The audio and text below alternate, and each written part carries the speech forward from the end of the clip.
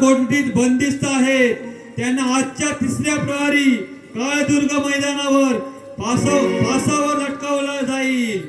तेव्हा आपल्या राजाला शह देणाऱ्यास कशा प्रकारे शिक्षा दिली जाते ते पाहण्यास सर्वांनी उपस्थित राहावे हो।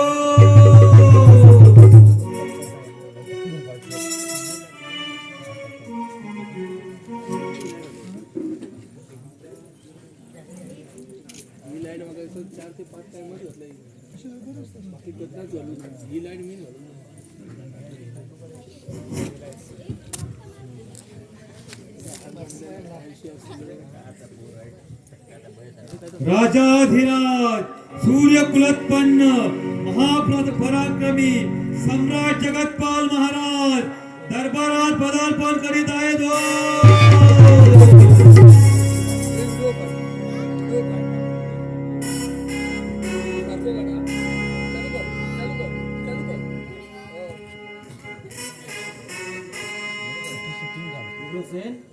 दवंडी देण्याची व्यवस्था झाली? होय महाराज, दवंडी देऊन त्यातील मजकूर लोकांना पोचण्याची साठी व्यवस्था पार पाडली आहे।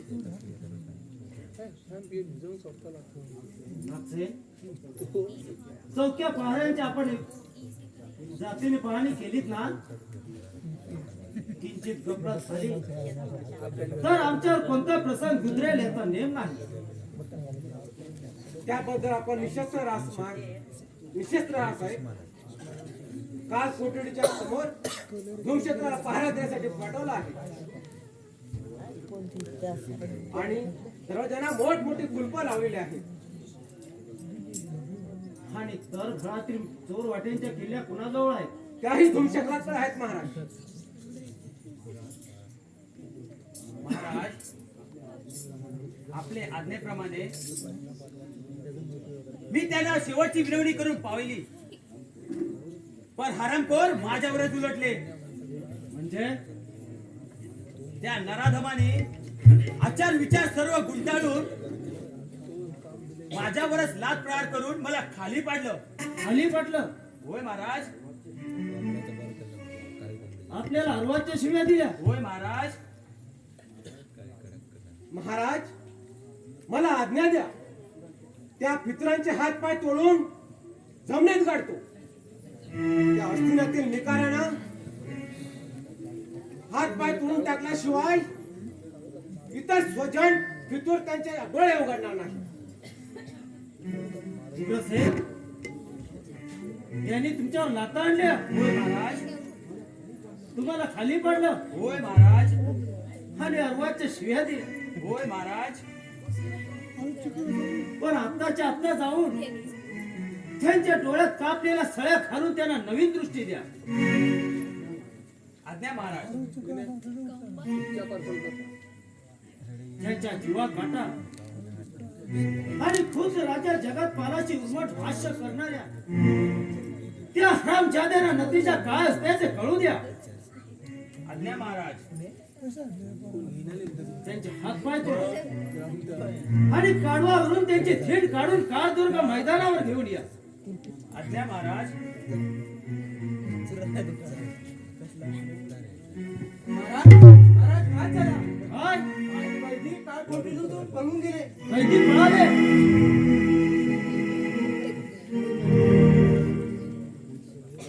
होय महाराज। कुठून पळाले? तळघरातून पळून गेले। तळघरातील किल्ल्या कुणाजवळ होत्या? धूमचक्राजवळ। जा, आत्ताच्या आता त्या थोम छकलाला घेऊन ये। आता उद्या का जा। गुरुसेन, हा काय प्रकार आहे?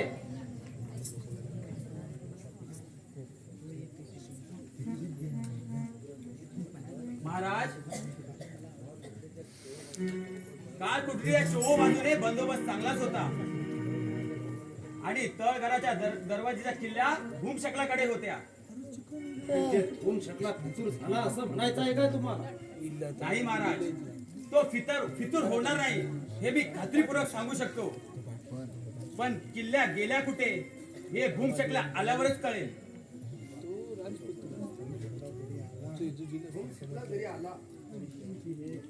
शेवटी फोडत राहील. महाराज धुमचक्राचा कुठेच पत्ता नाही, पहाऱ्यावर नाही, घरी नाही, राजवाड्यात सुद्धा नाही. सगळीकडे शोधलं तरी त्याचा पत्ता नाही.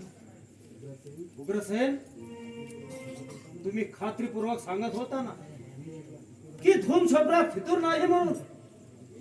मग हा गेला कुठं? आकाशात उडून गेला की पाताळात भस्म झाला? नागसेन, नागसेन, नागसेन, असा जाऊन धुमचक्राला कुठे असेल तिथे पकडून कैद खाण्यात बंद करा. जा. आणि तुफान, तुम्ही कुणाची वाट पाहता? चला जा, धुमचक्राला पकडून घेऊन या.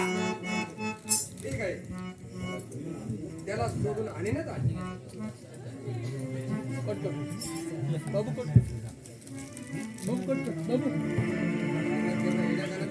मलाच माहिती.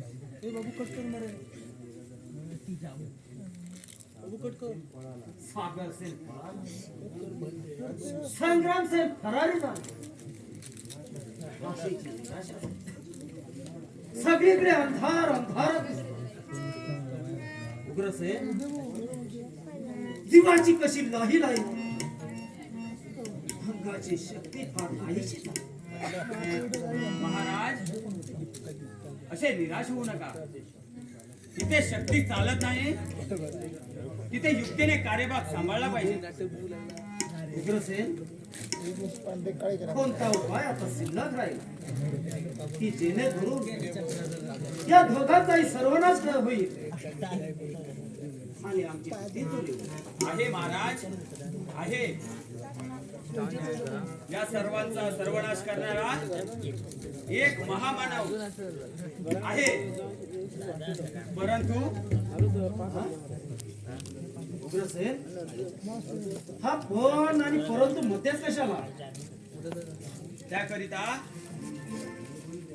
त्या काली मातेला नरबळी द्यावा लागेल, आणि तोही आत्मसूर्यांचा.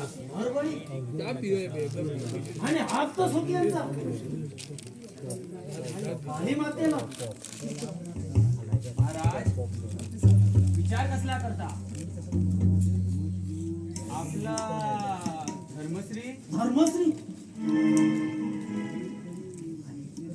नाही तर दिवसेंदिवस आपला तिरस्कार, बंड करण्याची भाषा, तृप्त प्रवृत्ती त्याच्या अंगात फोफावत आहे. नाही म्हणजे तो अल्पमतीचा आहे, अज्ञानी आहे, हे ठीक आहे. परंतु हा आपल्याला राजगादीवरून खेचून नाही काढणार. कशावरून? कारण आपल्या राणी साहेबांनी त्यांच्या मनात विष निर्माण केलं. कशावरून? हा गाच्या पोटी मरकंड पण या विचित्र नगरीत असल्या मरकटाला स्थान नाही. हा तीच माणसं माझ्या विरोध. असली माणसं असली आणि नसली तरी बेथर. हा जर पती पुत्राला समजावून पाहिजे राणी विचारली, स्वतःहून आमच्या मार्गातून दूर झाले.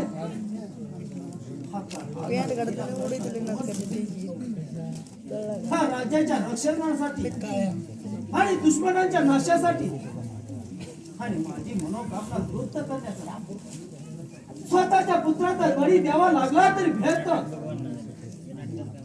नाही महाराज, उलट पुन्हा पदरी आपल्या पडेल असं समजा. तर मग धर्मश्रीला पोष लावून सारी योजना तयार झाली की आम्हाला कळवा. येतो आम्ही. धन्यवाद.